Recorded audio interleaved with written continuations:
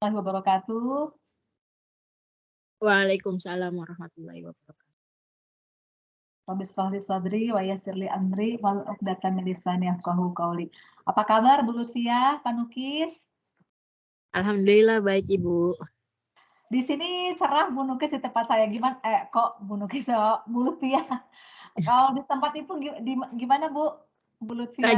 Lagi cerah juga tapi saya lagi di dekat sawah. Jadi belum Asik dong Bu. iya, Iya. Sudah berapa panas. hari kalau di sini saya udah hampir seminggu kayaknya kalau di tempat saya tuh mendung aja. Jadi kalau hari ini mudah-mudahan semua jemuran kering. Iya. Di sini juga kemarin sempat banjir 2 hari yang lalu kayaknya. Oh iya, daerah mana tuh Bu? Di Indramayu. Oh Indramayu, iya. Oke, bismillah kita mulai ya. Mohon izin untuk share screen.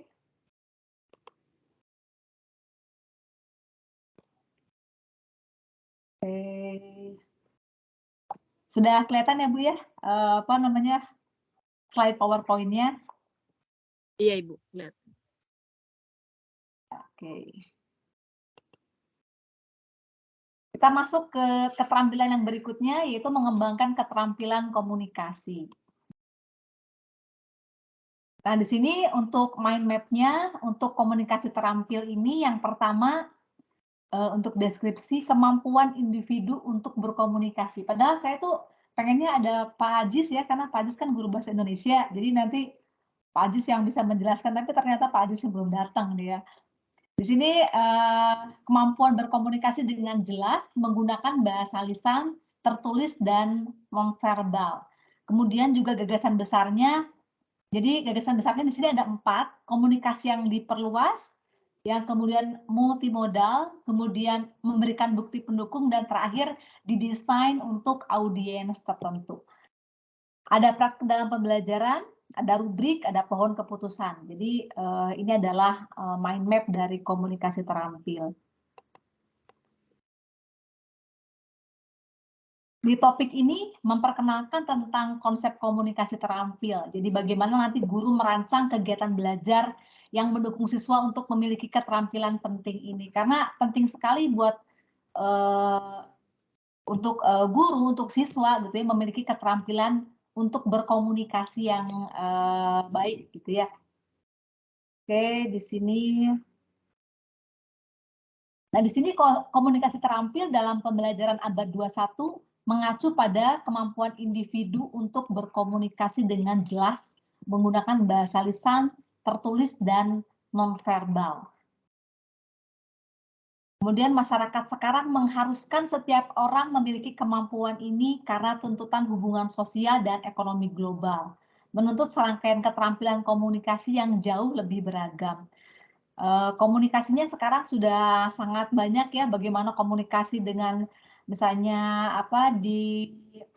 kita pesan makanan di GoFood gitu ya, kemudian di Gojek seperti apa, komunikasi misalnya belanja di Tokopedia, di Shopee seperti apa gitu ya. Kemudian kalau berkomunikasi di sekolah itu dengan temannya seperti apa, dengan guru seperti apa. Kadang-kadang saat ini siswa kadang suka susah membedakan mereka tuh berkomunikasi dengan siapa gitu. Jadi kadang-kadang mereka juga perlu diasah keterampilan komunikasi ini. Contohnya saja seperti di Facebook. Kalau di Facebook kan mereka berteman dengan temannya, dengan saudaranya, mungkin dengan gurunya. Jadi nanti seperti apa sih bentuk komunikasinya seperti itu. Oke, berikutnya tujuan pelatihan ini. Materi dalam kegiatan pelatihan ini mencakup pertanyaan-pertanyaan berikut. Apa gagasan besar dalam komunikasi terampil? Jadi yang disebut dengan komunikasi terampil itu terampil dalam apa sih? Kemudian apa artinya komunikasi yang diperluas atau extended communication ya, atau komunikasi multimodal. Jadi komunikasi yang diperluas itu kayak gimana, kemudian komunikasi multimodal itu seperti apa. Tapi modal di sini bukan ini ya, Harus punya modal dong. Jadi modal di sini maksudnya apa nanti ya, komunikasi multimodal. Kemudian apa artinya bukti pendukung? Jadi komunikasi yang didukung dengan bukti pendukung. Kemudian ada juga bagaimana merancang komunikasi untuk audiens tertentu. Oke, materi pelatihannya kita lihat dulu tayangan video. The next berikut. dimension we will be exploring is skilled communication. Communication is the core of human interaction. We are constantly communicating, and we rely on communication to share our thoughts, feelings, and beliefs. Communication also deepens learning. Albert Einstein once said that only when we understand something deeply are we able to explain it simply. The skilled communication dimension focuses on the types of communication needed to further this level of understanding. To code as skilled communication, the communication activity must be extended or multimodal. Extended communication is when learners communicate a set of connected ideas rather than just a single thought. Multimodal communication includes more than one type of communication mode or tool. The different elements must work together to produce a stronger message than any one element alone. At a deeper level, learners' communication must state a claim, hypothesis, or conclusion, and then support that thesis with facts or examples. At its deepest level, learners must design their communication for a particular audience. When communicating to a specific audience, learners must select the tools, content, or style with that audience in mind. It is important for learners to be able to communicate clearly and persuasively on a variety of subjects and to different types of audiences. Developing technologies in the 21st century have created new opportunities for communication. And with the proliferation of digital and print media, the need for effective communication is no longer confined to language arts classes. With practice, learners become effective, skilled communicators and contributing members to society. Now, let's dig deeper into this dimension by reviewing the rubric for skilled communication and coding a lesson.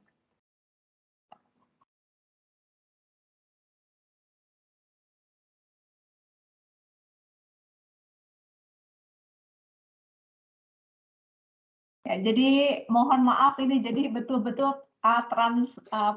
translate-nya benar-benar translate begitu aja ya. Jadi tadi yang terakhir itu seperti itu translasinya ya translate-nya. Tadi dikatakan bahwa Albert Einstein mengatakan bahwa hanya orang yang memahamilah yang dapat menjelaskan dengan sederhana. Jadi kalau ada orang yang beribet nih ngejelasinnya ya, kesana kesini mungkin dia belum begitu paham dengan apa yang dia jelaskan gitu.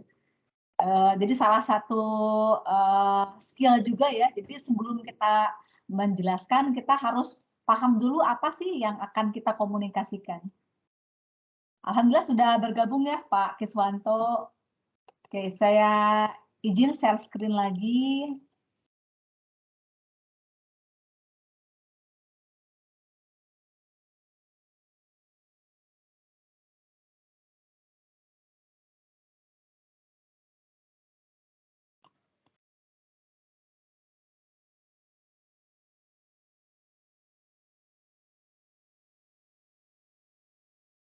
Oke, di sini saat ini kita hidup dalam masyarakat yang terhubung di mana internet memberi kita beberapa cara untuk terhubung dengan dan berkomunikasi dengan orang-orang di seluruh dunia. Jadi dengan internet saat ini ya, kita bisa terhubung dengan orang di mana saja. Misalnya kita berhubungan dengan YouTube gitu ya, dengan YouTuber tertentu. Setiap yang mengupload videonya di YouTube dari belahan bumi manapun kita bisa mengikuti seperti itu ya. Kemudian dalam perkembangan terbaru seperti teknologi cloud dan ponsel pintar, orang sekarang dapat mengakses internet dan terlibat dalam berbagai bentuk komunikasi saat bepergian. Nah, untuk kita yang memiliki akun Office 365, jadi kita masuknya ke dalam akun A1 di sana ya sebagai pelajar, kita memiliki tempat penyimpanan data cloud di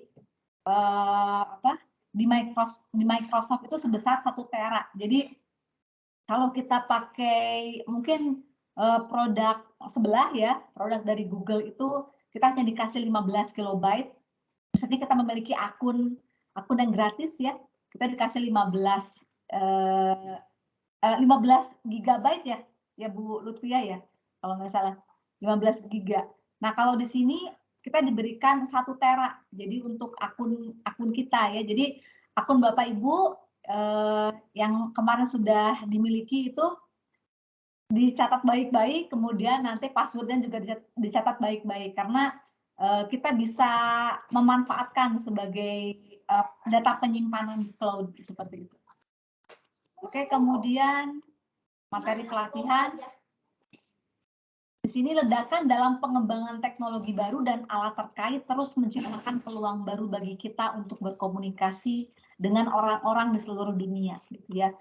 Nah, di sini teknologi ini tentu memiliki potensi yang sangat besar untuk mendukung komunikasi terampil. Tetapi mereka menempatkan tuntutan baru pada guru untuk mempersiapkan siswa untuk menggunakan alat dengan tepat. Nah, jadi kita nanti bagaimana nih mengarahkan siswa untuk menggunakan alatnya dengan tepat.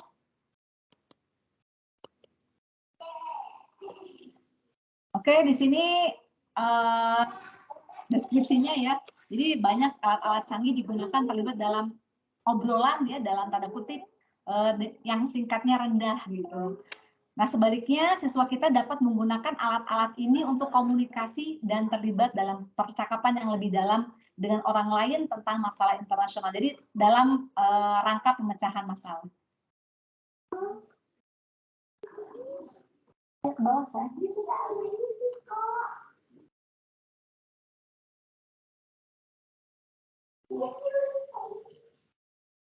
Nah, di sini siswa tidak lagi terbatas komunikasinya hanya dengan kata-kata tertulis, tapi mereka juga bisa menyertakan gambar, file audio, atau video ketika mendiskusikan masalah dengan komunitas yang lebih luas. Komunikasi multimodal seperti itu memungkinkan mereka untuk menemukan media yang paling cocok untuk mereka menyampaikan pesan. Oke ya, ini kita skip saja. Gagasan besarnya yang pertama untuk komunikasi terampil. Ibu punten PowerPoint-nya nggak bergerak, nggak ganti. PowerPoint-nya nggak bergerak, saya tutup dulu. Iya. Oke, coba saya. Nah, Pak Abdul Aziz sudah datang ya. Nanti bisa kita mintai tolong ya buat nanya-nanya masalah komunikasi. Oke, coba saya share screen lagi. Ini sudah terlihat, Ibu? Oh iya, sudah. Gagasan besar. Ya, di sini 4 gagasan besar dalam komunikasi terampil. Yang pertama, komunikasi yang diperluas. Kemudian ada komunikasi multimodal.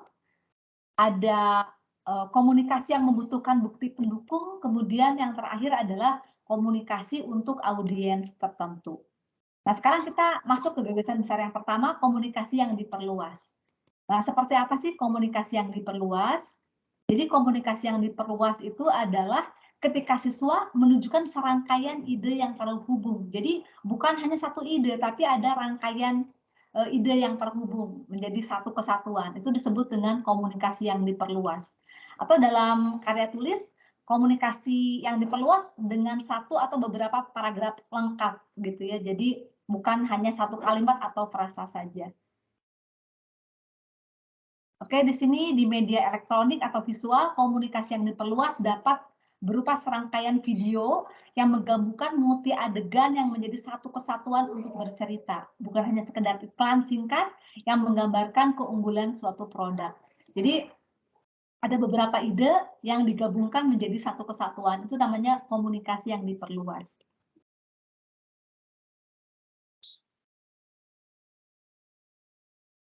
Pertimbangan utama komunikasi yang diperluas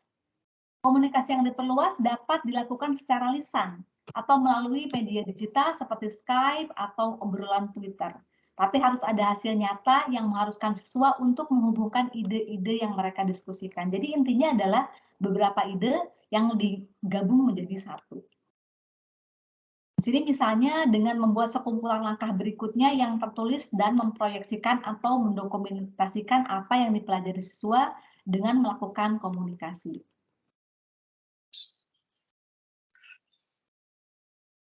Di sini pertimbangan utama komunikasi yang diperluas itu apa saja? Yang pertama, panjang atau durasi komunikasi. Di sini belum tentu menjadi indikator komunikasi yang diperluas. Jadi walaupun misalnya panjang tapi idenya cuma satu, belum dikatakan komunikasi yang diperluas.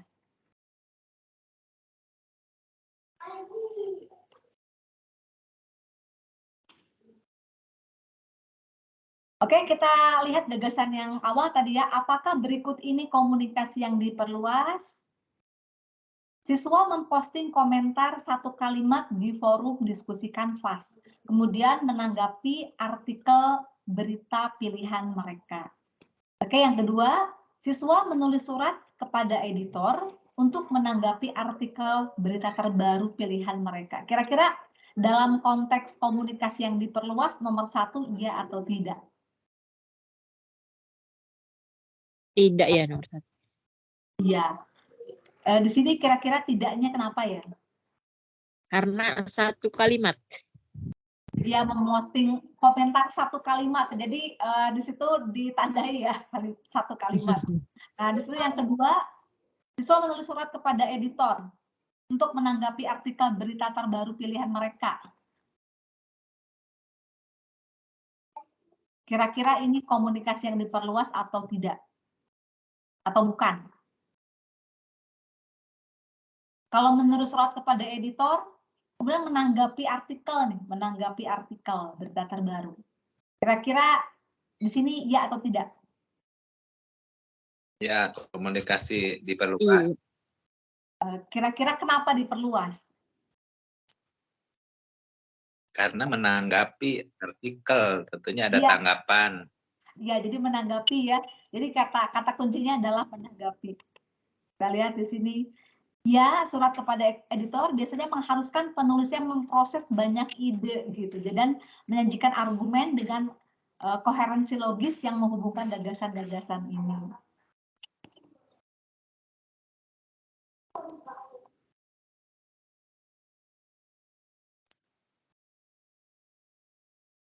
Kemudian, apakah berikut ini komunikasi yang diperluas?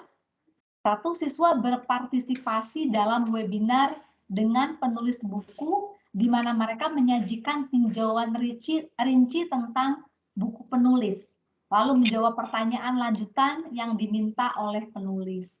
Yang kedua, siswa berpartisipasi dalam webinar dengan penulis buku di negara bagian lain, kemudian mengajukan pertanyaan lanjutan. Yang ke-1 kira-kira diperluas atau iya atau tidak? Diperluas. Diperluas. Kata kuncinya apa di sini? Iya, kata kuncinya adalah menyajikan tinjauan rinci tentang buku penulis ya. Jadi di sini pasti ada beberapa ide yang terhubung. Kalau yang kedua? Tidak. Tidak ya.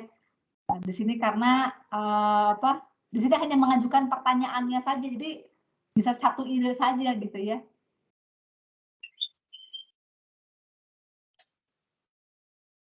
Masih pertanyaan? Siswa memecahkan beberapa masalah geometri. Yang kedua, siswa menulis bukti untuk mendemonstrasikan bukti soal geometri. Yang satu, PPT-nya belum berubah, Ibu. Yang gimana, Bu? PPT-nya belum berubah. Oh, slide-nya belum berubah. Belum berubah. Nah, ini biar ditutup dulu, biar saya lihat dulu nih siapa yang baru datang lagi gitu ya. Ya, selamat bergabung Bu Nur Afni, Pak Amin Mufti ya. Izin saya share screen lagi.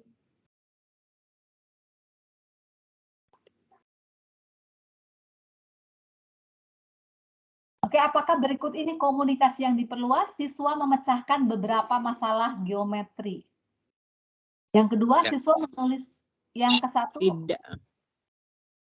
Tidak. Yang kedua, siswa menulis bukti untuk mendemonstrasikan bukti soal geometri. Iya.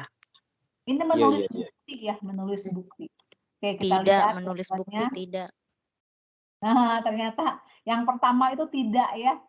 Tidak, Tidak Bu. kenapa? Meskipun tidak. memecahkan masalah matematika membutuhkan komunikasi untuk jawabannya, komunikasi itu tidak mewakili gagasan-gagasan yang terhubung. Jadi tadi kalau komunikasi yang diperluas, kata kuncinya adalah gabungan beberapa ide menjadi satu gagasan yang koheren.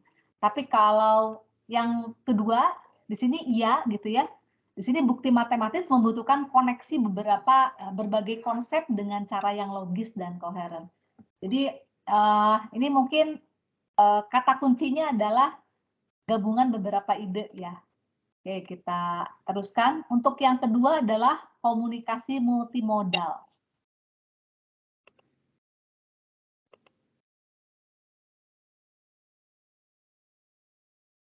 Komunikasi bersifat multimodal jika mencakup lebih dari satu jenis moda atau alat komunikasi yang digunakan untuk mengkomunikasikan pesan yang koheren.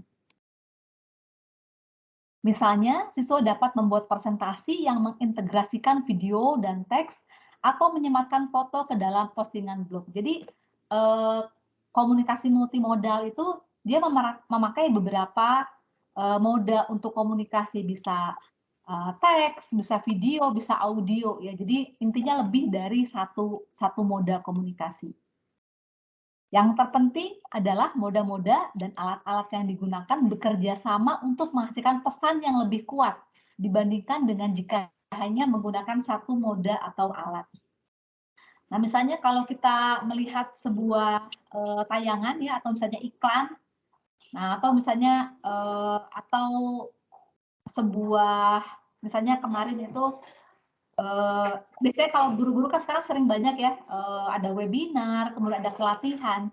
Misalnya hanya ada teks tertulis saja gitu ya, ada teks tertulis saja, akan diadakan webinar apa gitu ya. Silakan bergabung di mana, kemudian silakan kirimkan ke 3 grup atau ke 5 grup gitu. Tapi kalau ada gambarnya gitu ya, oh siapa sih nih yang bikin pelatihannya, kemudian jadi ada apa, selain teks itu nanti juga ada foto ya. Jadi kalau kita oh iya ini orang yang bikinnya, yang akan melaksanakannya ini, kemudian dilaksanakan oleh siapa, itu menjadi pesanan jadi lebih kuat.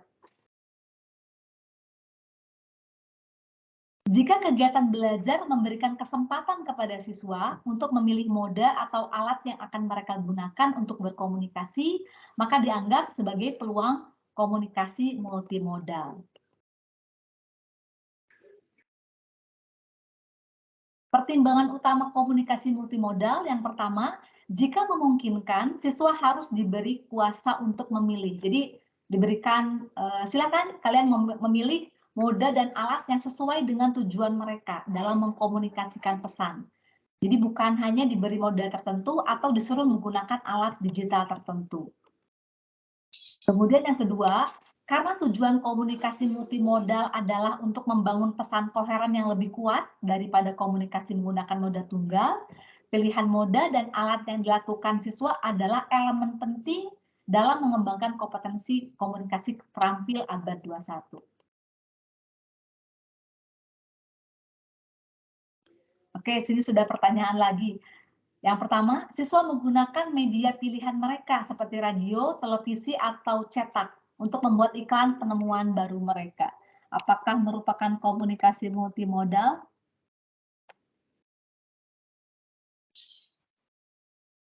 Ya atau tidak?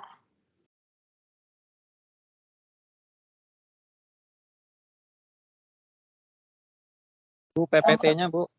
Oh, PPT-nya nggak keluar lagi? Iya. Oke, saya balik lagi ya. Izin share screen. Nah, udah kelihatan belum Pak Amin? Nah, udah, Bu. Sudah ya. Oke, 1. Siswa menggunakan pilihan media mereka seperti radio, televisi, atau cetak untuk membuat iklan penemuan baru mereka. Ini kira-kira apakah masuk dalam kriteria komunikasi multimodal?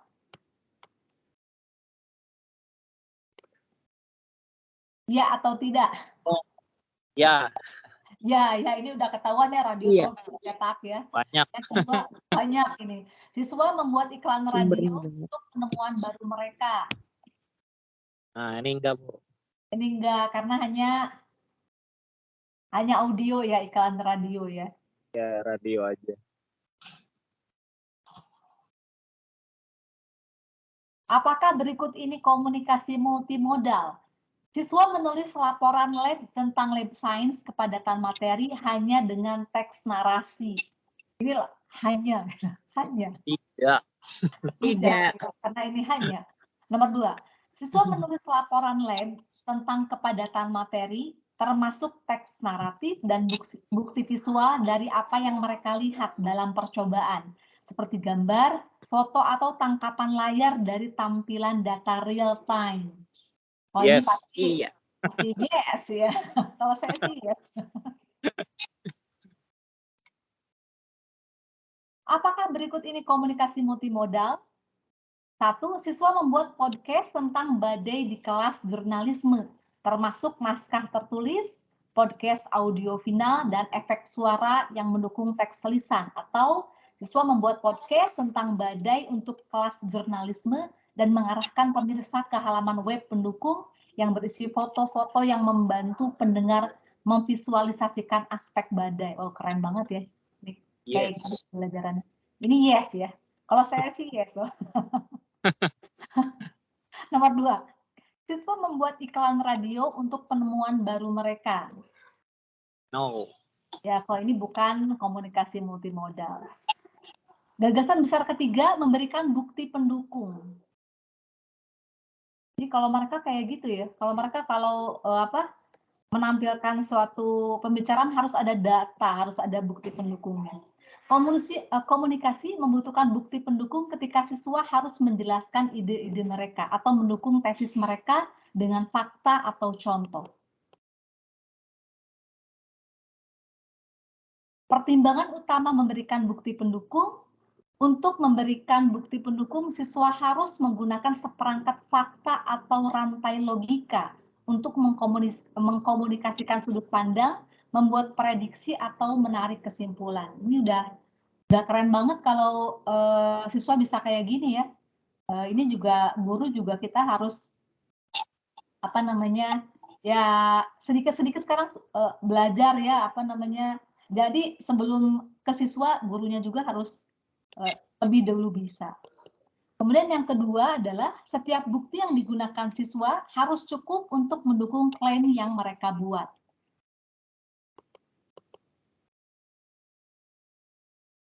Agar memenuhi syarat sebagai memberikan bukti pendukung, kegiatan pembelajaran juga harus memenuhi persyaratan untuk komunikasi yang diperluas dan multimodal. Oke, sekarang kita masuk ke pertanyaan lagi. Apakah berikut ini siswa memberikan bukti pendukung? Pertama, siswa menurunkan persamaan matematis. Oke, yang kedua, siswa mendeskripsikan turunan persamaan matematis secara lisan atau tertulis. Kalau hanya menurunkan persamaan matematis, apakah perlu bukti pendukung? Tidak. Tidak, jadi langsung aja gitu ya. Jadi ada cara penurunan diferensial yang diturunkan saja gitu ya, persamaan matematis. Tapi kalau yang kedua, siswa mendeskripsikan turunan persamaan matematis secara lisan, ini mendeskripsikannya itu perlu bukti pendukung ya. Jadi yang kedua itu pasti adalah perlu bukti pendukung. Oke, apakah berikut ini siswa memberikan bukti pendukung? 1, siswa menulis esai tentang penyebab masalah atau peristiwa tertentu. Apakah perlu bukti pendukung?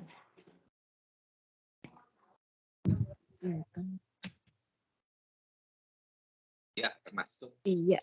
Ya, ini perlu bukti pendukung karena mereka menulis tentang penyebab masalah ya. Jadi penyebab masalahnya tuh apa? Penyebab masalahnya tuh A gitu. Kenapa kok bisa dikatakan bahwa A itu penyebab masalah? Karena buktinya adalah ini gitu ya. Nah, yang kedua, siswa menulis esai tentang topik pilihan mereka. Apakah perlu bukti pendukung? Nggak perlu. Ini nggak perlu ya, hanya menuliskan, hanya mendeskripsikan saja ya. Mendeskripsikan tentang esai tentang topik pilihan mereka. Apakah berikut ini siswa memberikan bukti pendukung? Yang pertama, siswa menulis posting blog yang menunjukkan lini masa menjelang Perang Vietnam. Perlu pendukung. Di sini menunjukkan lini masa ya, menunjukkan lini masa Perang Vietnam. Coba yang kedua. Online ya, Bu?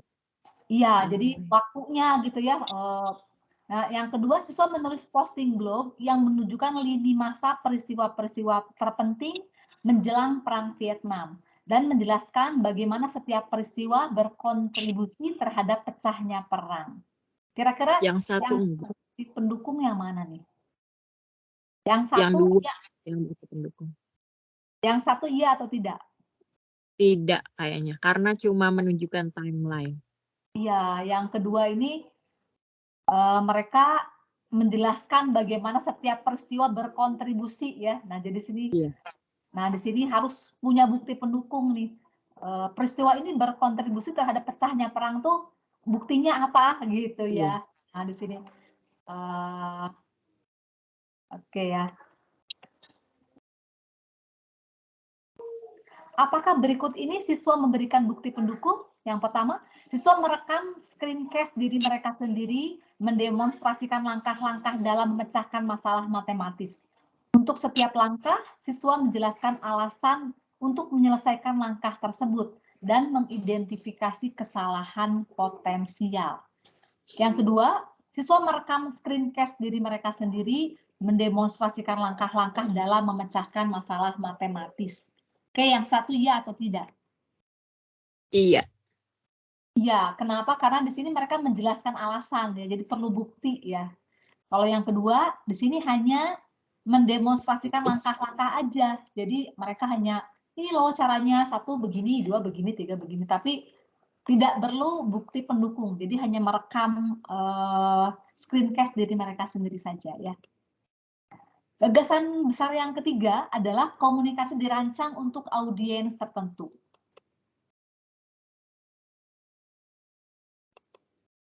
Jadi selain yang tadi ya, ada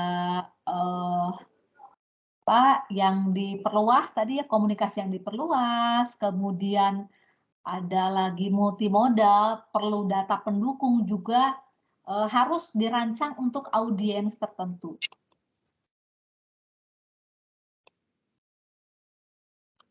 Nah, di sini siswa diharuskan untuk merancang komunikasi untuk audiens tertentu. Jadi diharapkan nanti mereka tahu ya, jadi kalau ditujukan pada teman-teman sebayanya, mungkin bahasanya akan seperti apa gitu ya. Kalau ditujukan untuk orang tua murid nanti seperti apa. Untuk misalnya masyarakat dengan misalnya rentang usia tertentu ya, itu nanti akan seperti apa. Agar komunikasinya tepat ya. Saat berkomunikasi dengan audiens tertentu, siswa harus memilih alat, konten, atau gaya yang mereka gunakan untuk menjangkau audiens.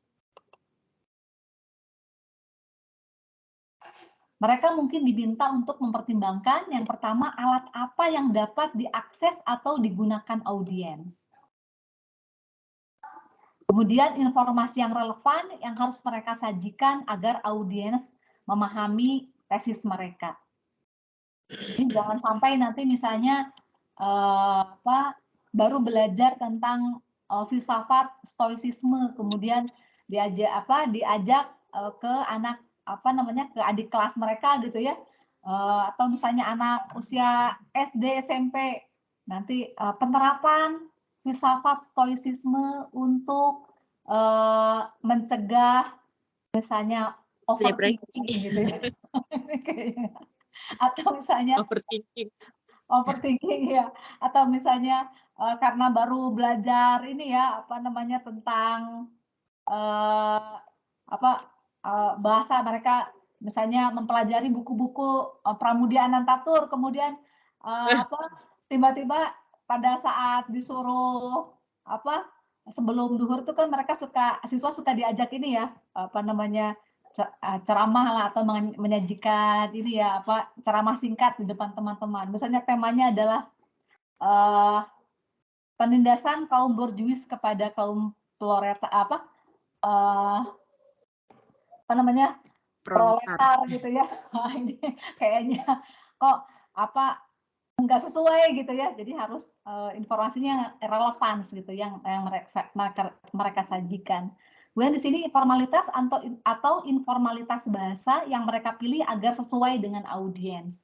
Jadi apakah mesti formal, apakah mesti informal. Jadi dikondisikan saja supaya nanti pesannya tersampaikan. Kalau bahasanya terlalu formal, misalnya kepada kaum muda juga apa namanya kayaknya nggak kena gitu. Tapi kalau misalnya Hai guys, misalnya, tapi bapak-bapak, ibu-ibu juga kayaknya nggak tepat ya. Jadi pilih bahasa yang sesuai dengan audiens. Agar memenuhi syarat untuk gagasan ini, aktivitas pembelajaran mungkin menentukan audiens tertentu, atau siswa diizinkan untuk memilih audiensnya sendiri. Misalnya, siswa dapat mengembangkan beberapa jenis presentasi untuk mengajar siswa yang lebih muda tentang cara membagi pecahan. Kita skip aja. Banyak guru mendapati bahwa ada gunanya untuk menentukan audiens dengan usia atau latar belakang yang berbeda dari siswa itu sendiri untuk menekankan perlunya memikirkan audiens untuk komunikasi dan apa yang akan dan tidak akan mereka pahami dan yang menarik bagi mereka. Jadi kira-kira untuk misalnya tentang topik ini kayaknya sesuai nggak dia dengan audiensnya gitu ya. Misalnya kalau untuk yang usia kerja atau misalnya kalau masih yang remaja mungkin misalnya menabung untuk masa depan ya, investasi masa depan. Jadi jenis-jenis investasi bagi remaja. Tapi kalau misalnya menyiapkan dana pensiun kayaknya kurang cocok gitu ya buat yang anak usia sekolah. Jadi kira-kira audiensnya ini, komunikasinya ini yang menarik bagi mereka tuh kira-kira dengan posisi mereka tuh yang tepat yang mana gitu ya, temanya, kemudian topiknya juga. Oke, kemudian apakah berikut ini siswa berkomunikasi dengan audiens tertentu? Yang pertama, siswa membuat video selamat datang yang ditujukan kepada para siswa pada tahun ajaran mendatang menggunakan gambar dan bukti. Kira-kira ini untuk audiens tertentukah atau bukan? Iya. Iya, karena ditujukan kepada siswa baru ya, pada siswa pada tahun ajaran mendatang. Yang kedua, siswa membuat sebuah video tentang sekolahnya menggunakan gambar dan bukti. Tidak. Tidak, ya tidak dirancang untuk audiens tertentu. Oke, next. Apakah berikut ini siswa berkomunikasi dengan audiens tertentu? Yang pertama, siswa membuat halaman web yang berisi beberapa gagasan untuk meningkatkan produk tertentu.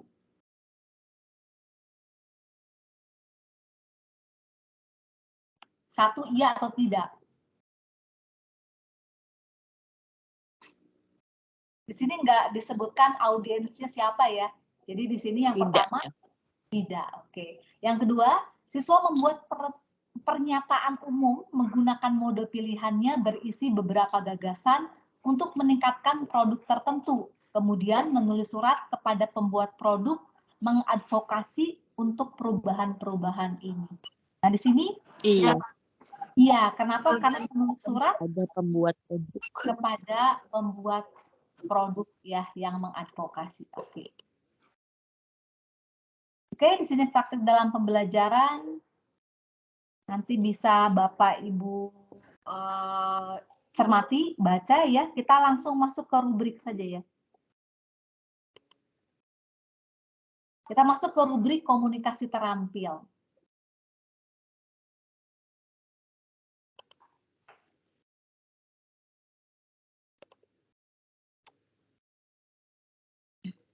Oke, yang pertama, di sini siswa tidak diharuskan menghasilkan komunikasi luas atau komunikasi multimodal. Ini rubrik yang pertama. Jika pembelajaran tidak mengharuskan siswa menghasilkan komunikasi yang luas atau komunikasi multimodal, maka ini masih dalam rubrik yang pertama. Yang kedua, Bu PPT-nya belum ada. Oh, belum keluar lagi ya.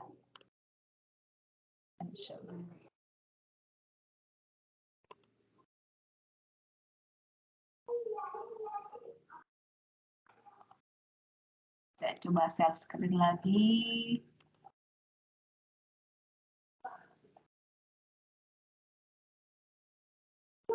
Nah, sudah keluar ya? Oke, Sini. sudah. Oke, Terima ya. kasih. Ini nggak saya ini lagi deh, nggak saya slideshow aja, langsung tampilin semua, nggak apa-apa ya. Oke. Yang pertama, tadi yang pertama sudah. Yang kedua adalah sudah siswa menghasilkan komunikasi yang luas nih. Jadi sudah ada beberapa gabungan ide yang menjadi satu gitu ya, atau komunikasi multimodal. Jadi bisa dua gitu ya. Bisa pertama siswa sudah menggabungkan beberapa ide yang menjadi satu, sudah komunikasi yang luas, atau komunikasinya sudah menggunakan komunikasi multimodal. Jadi tidak hanya teks narasi, ada audio atau ada ada foto gitu ya, ada bentuk visual. Nah, jadi bisa salah satunya. Jadi kalau udah salah satu atau udah salah dua berarti udah rubrik 2 nih gitu ya. Tapi tidak mengharuskan memberikan bukti pendukung. Jadi tidak mengharuskan adanya bukti pendukung atau mendesain pekerjaannya untuk audiens tertentu. Jadi hanya komunikasi yang luas ya, extended communication atau komunikasi multimodal ini sudah masuk ke rubrik yang kedua. Yang ketiga, komunikasinya sudah luas atau komunikasinya sudah multimodal, sudah ada bukti pendukung, tapi belum untuk audiens tertentu. Jadi ini masih dalam rubrik yang ketiga. Tapi di rubrik yang keempat, itu sudah semuanya ada. Komunikasinya luas atau komunikasinya multimodal, ada bukti pendukung, kemudian juga komunikasinya ditujukan untuk audiens yang tertentu. Jadi nanti untuk pohon keputusannya,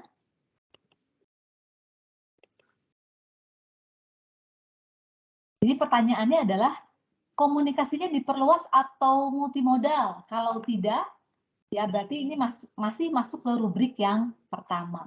Kemudian kalau ya, berarti masuk ke rubrik yang kedua.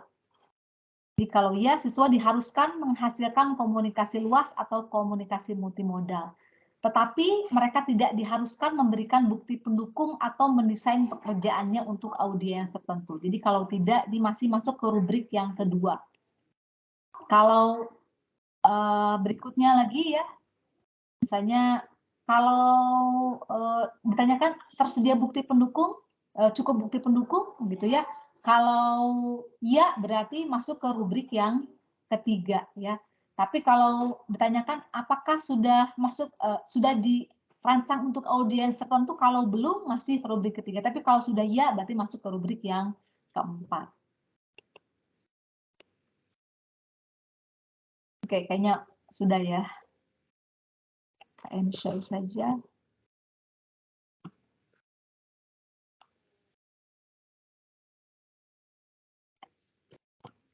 Sudah selesai.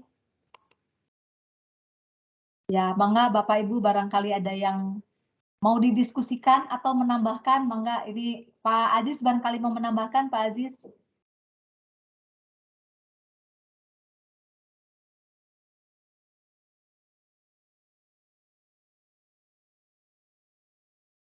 Coba kita lihat soal yang ada di Microsoft Learn ya. Coba kita lihat ke sini. Nanti Bapak Ibu bisa langsung masuk nanti ke assignment. Nanti dilihat ini adalah modulnya ya. Kita langsung ke pemeriksaan pengetahuan saja. Kalau yang tadi kan hanya ya tidak. Nah, kalau di sini ada apa pilihan, ada option. Nah ini ya. Apa yang diperiksa oleh rubrik komunikasi terampil? Yang pertama, ini memeriksa apakah peserta didik diminta untuk berkomunikasi dengan orang lain Dan apakah komunikasi itu multimodal dan termasuk contoh logis? Yang kedua, ini memeriksa apakah peserta didik diminta atau menghasilkan komunikasi yang diperluas atau multimodal, dan apakah komunikasi tersebut didukung dengan bukti dan dirancang untuk audiens tertentu. Yang berikutnya, ini memeriksa apakah peserta didik diminta untuk menghasilkan komunikasi multimodal dan apakah komunikasi tersebut dirancang untuk audiens tertentu. Kira-kira yang mana nih? Kalau masih ingat tadi ada berapa? Ada 4 ya. Yang pertama tadi komunikasi yang diperluas, multimodal, didukung dengan bukti, kemudian dan dirancang dirancang audiens tertentu. yang Ya. kedua ya. Ya, yang kedua. Nanti kita lihat ya jawabannya. Yang kedua. Oke, yang kedua, pertimbangkan kegiatan berikut. Peserta didik diminta untuk membuat podcast tentang badai di kelas jurnalisme mereka, termasuk naskah tertulis dan podcast audio akhir. Bisakah komunikasi dianggap multimodal? Oke, di sini, aduh siang-siang ini ada pertanyaan ya. Lumayan juga ini. Nah, nanti jawabannya yang mana gitu ya. Di sini, oke kita jawab sembarangan aja lah ya. Oke, ini tidak.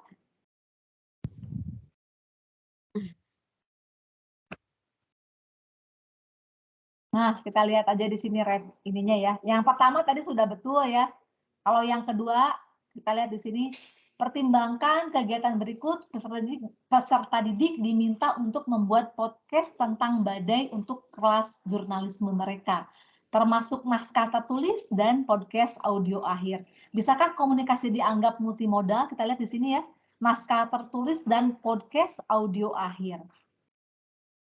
Jawaban dari Microsoft ternyata di sini tidak, karena ceritanya sama apakah ditulis dalam naskah atau diucapkan dalam podcast. Beberapa media tidak digunakan untuk meningkatkan konten komunikasi. Jadi di sini menurut Microsoft di sini walaupun ada naskah tertulis, ada podcast audio, tapi di sini tidak dianggap sebagai multimodal gitu ya oleh Microsoft ya.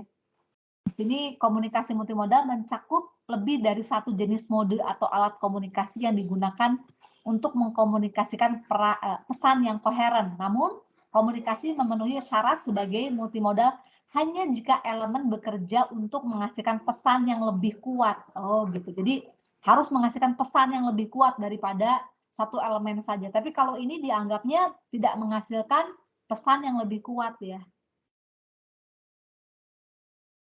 Oke, berikutnya nomor 3, kayaknya Bapak Ibu nanti bisa lihat di Microsoft Learn-nya, sudah saya sematkan ya assignment-nya di penugasan, jadi nanti bisa Bapak Ibu pelajari kembali ya.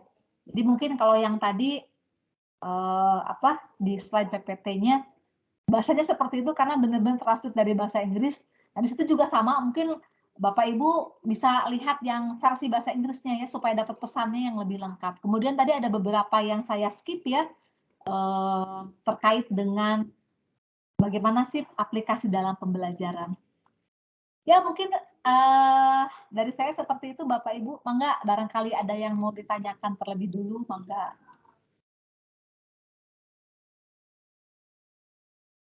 Atau ada yang mau didiskusikan?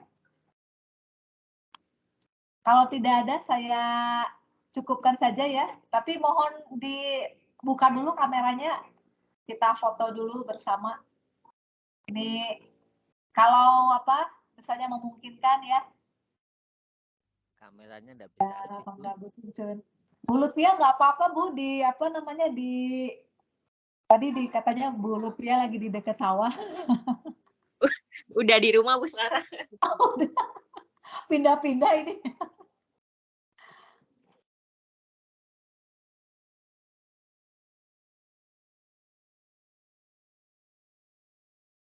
Jadi kita juga katanya kemarin masih ternyata ASN itu masih masuk ini ya, masuk kerja ya.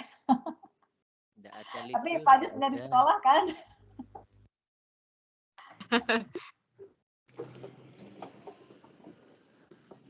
Tolong masukin ini Kak.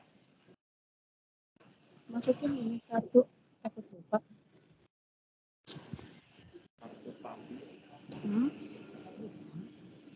Oh, kemana ini Pak Amin ini? Pak Amin lagi di sekolah padahal tuh. Bisa kelihatan pada sekolahnya ya. Oke, kita foto bersama dulu nih. Kulitip. Iya Pak. Oke, saya Kenapa Pak? ini ya, 1, 2, 3. Iya, terima kasih ya Bapak Ibu semuanya. Oke, kita akhiri saja pertemuan kali ini. Tidak ada yang bertanya lagi ya Bapak Ibu? Atau ada yang mau tanyakan terlebih dulu? Saya mau cepet-cepet aja nih. Masih kurang fokus karena nanti mungkin sambil Japrian ya kalau boleh. Oke, Saya siap. transfer anak ini ke rumah sakit gigi. Oh, iya. Sepertinya dicukupkan sampai di sini dulu ya Bapak Ibu. Terima kasih atas kunjungannya di room ini. Semoga apa yang kita pelajari saat ini bisa berdampak baik ya dalam dalam profesi kita sebagai guru memberikan pembelajaran terbaik kepada siswa. Kita akhiri dengan pembacaan hamdalah. Alhamdulillahirrabbilalamin. Kita akhiri dengan doa akhir majelis. Subhanaka Allahumma wa bihamdika asyhadu an la ilaha illa anta astaghfiruka wa atubu ilaik. Arangga hatur nuhun sadayana. Assalamualaikum warahmatullahi wabarakatuh. Waalaikumsalam warahmatullahi wabarakatuh. Terima kasih semuanya. Ya, sama-sama Ibu. Saya tutup ya meetingnya dalam 3, 2, 1.